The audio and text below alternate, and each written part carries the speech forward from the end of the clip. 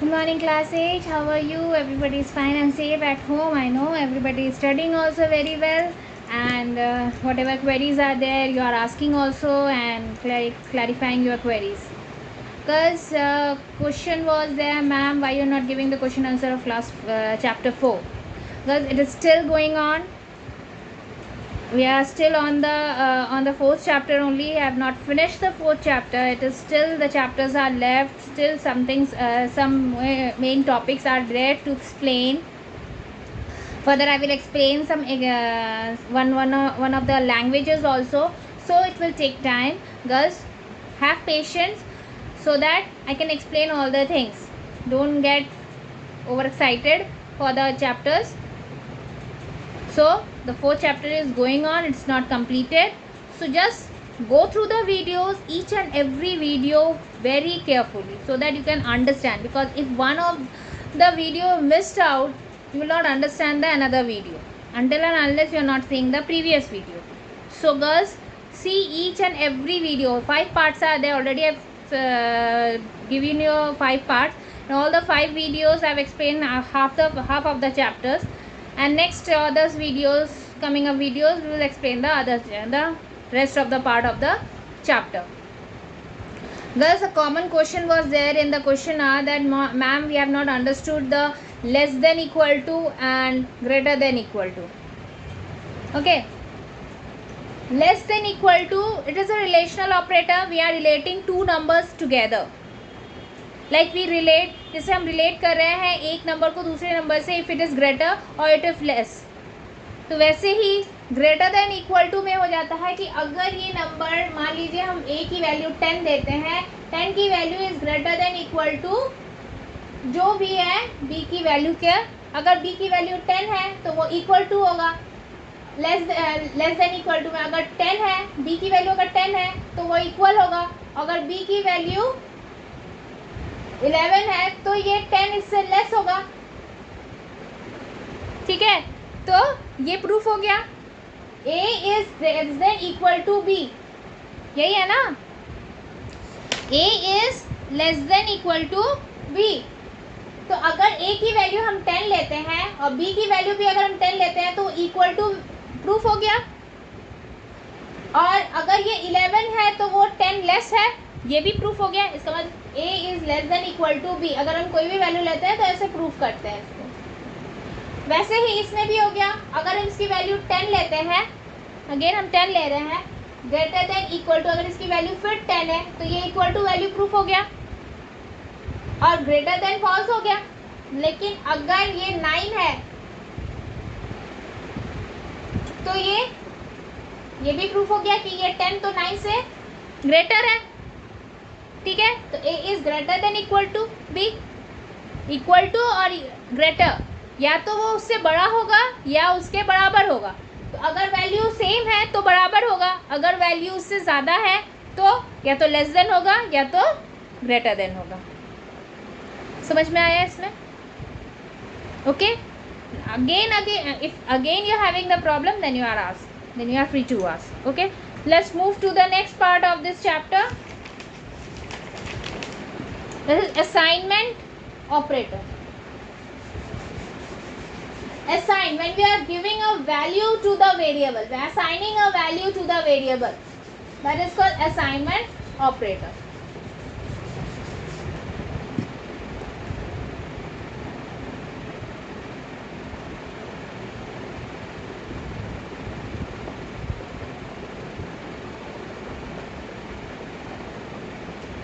Okay, program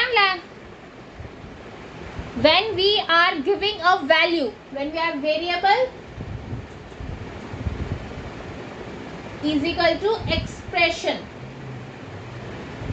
means when we are defining a is equal to 10, we are giving a value to the variable is called a assignment, means assigning something, giving something. Like we are giving you assignments, what, like we are giving you some work to do that you have to do, that is fixed. Okay, it means when we are assigning this, means the value of a is 10. Okay,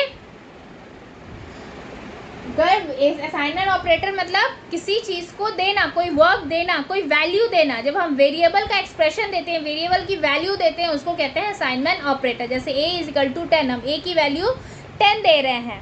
तो वैसे ही अगर हम कोई formula लिखते हैं, जैसे a = b = 20 या 50। Example एक लेते हैं, a = b + c × 20। तो हमको b और c की वैल्यू असाइन करनी पड़ेगी, तभी जाके a की वैल्यू हम लिख सकते हैं। ठीक है, तो कोई भी वैल्यू हम ले लेते हैं, जैसे a = हम इसको 10 ले लिए, इसको हम 5 ले लिए और इंटू 20 कर दिए, तो a = ये कितना हो जाएगा 15 × 20, दैट इज a की वैल्यू कितनी हो गई, a की वैल्यू कितनी हो गई 300। a की वैल्यू 300 हो गई, मतलब a की वैल्यू हमारी क्या हो गई 300। ये एक्सप्रेशन हो गया। एक्सप्रेशन को हम तोड़ के हमने ये वैल्यू डाली। हम कोई भी वैल्यू ले सकते हैं, ऐसा ज़रूरी नहीं है कि जो मैंने लिया वही हो गया। कोई भी वैल्यू लेके असाइन करके हम a की वैल्यू फिक्स ले सकते हैं, एक्सप्रेशन शो कर सकते हैं। यहाँ चार्ट में आपका बहुत सारा एक्सप्रेशन दिया हुआ है, जैसे a + = 5। a प्लस मतलब ये हो जाता है a = a + 5। अगर हम a की वैल्यू = 10 दे रहे हैं, तो मतलब a = 10 + 5, क्योंकि a की वैल्यू हमने क्या असाइन किया, यहाँ जो a की वैल्यू है उसके क्या असाइन किया मैंने 10 असाइन किया, तो यहाँ हम 10 दिए, a = 15 हुआ। जैसे यहाँ पे लिखा हुआ है फाइनल वैल्यू 15। 15 कहाँ से आया, क्योंकि हमने a की वैल्यू क्या दिया हुआ है 10।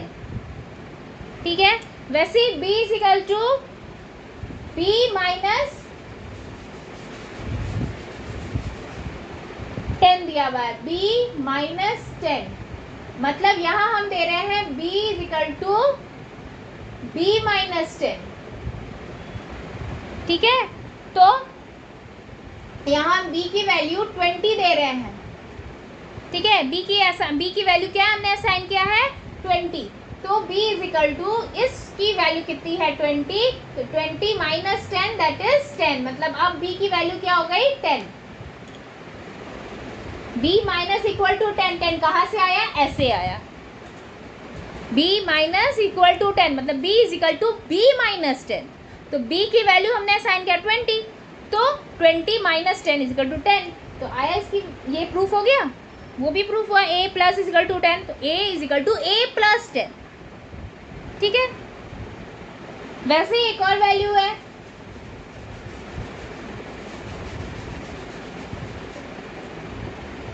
a × 20 × 5। इसका ये है, मतलब a = a × 20 × 5। ठीक है, अब a की वैल्यू हमने क्या असाइन किया यहाँ पे 10, हमने 10 असाइन किया, तो यहाँ 10 लिख दिए। अब यहाँ कितना होगा, ये 20 × 5 कितना होता है 100, तो 10 × 100 कितना हो जाएगा 1000। वैल्यू प्रूफ हो गया। a × = 20 × 5, मतलब a = a कर दिया ना, तो a इसका मतलब यहाँ पे भी a का मल्टीप्लिकेशन होगा। ठीक है, यहाँ b - = 10 लिख रहा है, मतलब b को माइनस करना है 10 से। ठीक है, ऐसे करके वैल्यू जा रहा है। एक और हम वेरिएबल देखते हैं, एक और एक्सप्रेशन देखते हैं, b = 4 - 2, मतलब इसकी वैल्यू इक्वल टू होनी चाहिए, इक्वल होनी चाहिए, तो b = b/4 - 2। तो b की वैल्यू हम यहाँ पे क्या असाइन किए 20। ठीक है, तो b की वैल्यू कितनी है हमारी 20 है, तो 20 और 4 माइनस 2 कितना होता है 2, तो वैल्यू क्या हो गई 10, मतलब b की वैल्यू 10 हो गई। इसका जो वैल्यू आएगा वो इसके बराबर होगा। तो आया कैसे कि हम b को ऐसे मल्टीप्लाई किया।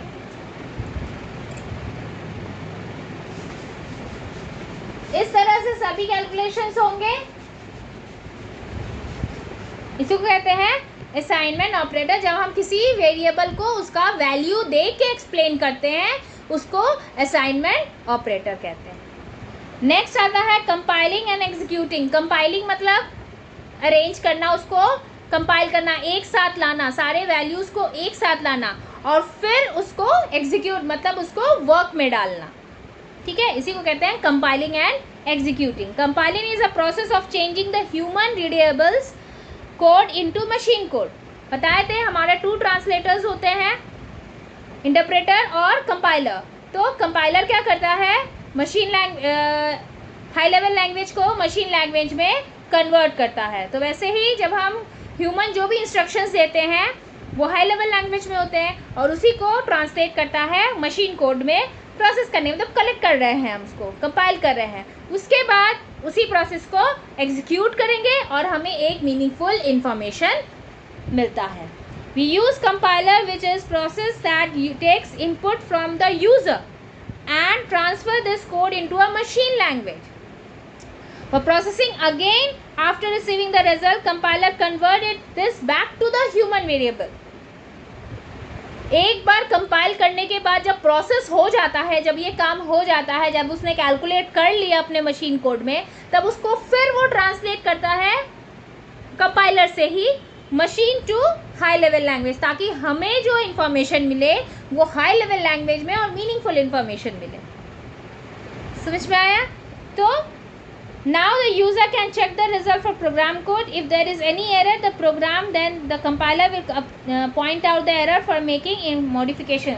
अगर कोई उसमें एरर होता है तो कंपाइलर तुरंत उसको देख लेता है, उसका एरर डिडक्ट करता है और उसके बाद उसको सही करके फिर हमें एक मीनिंगफुल इंफॉर्मेशन शो करता है।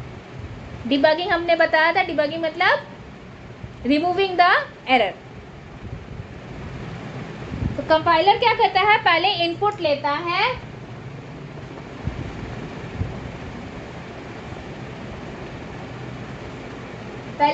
लेता है, फिर कंपाइल करता है एंड देन आउटपुट देता है।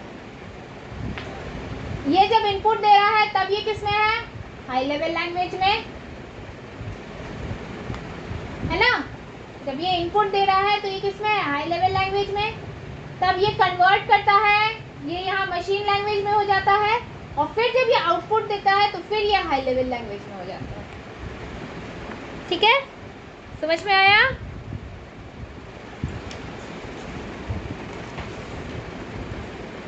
Functions of a compiler: check the error in the source program and generate the error report.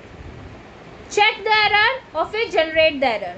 पहले चेक करता है, फिर उसको क्लैरिफाई करता है और फिर हमें सही इंफॉर्मेशन देता है।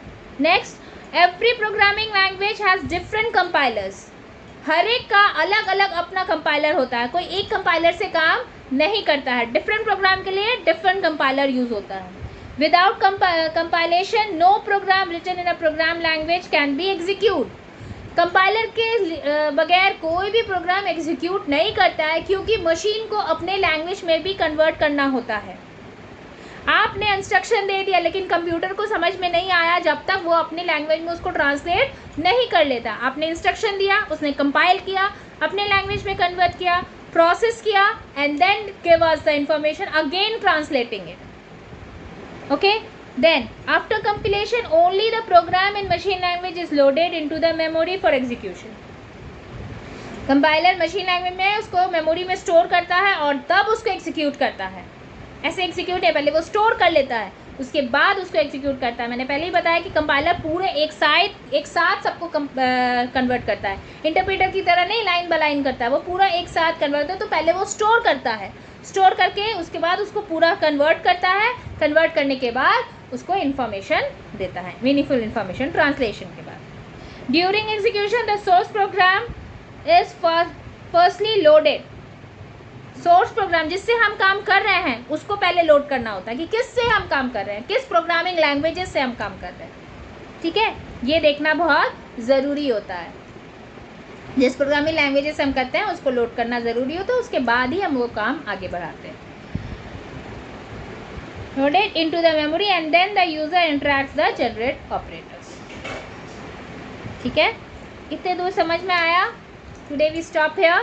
You go through the video properly, see the video, listen the video carefully, and if you're having any problem, please comment on the comment box.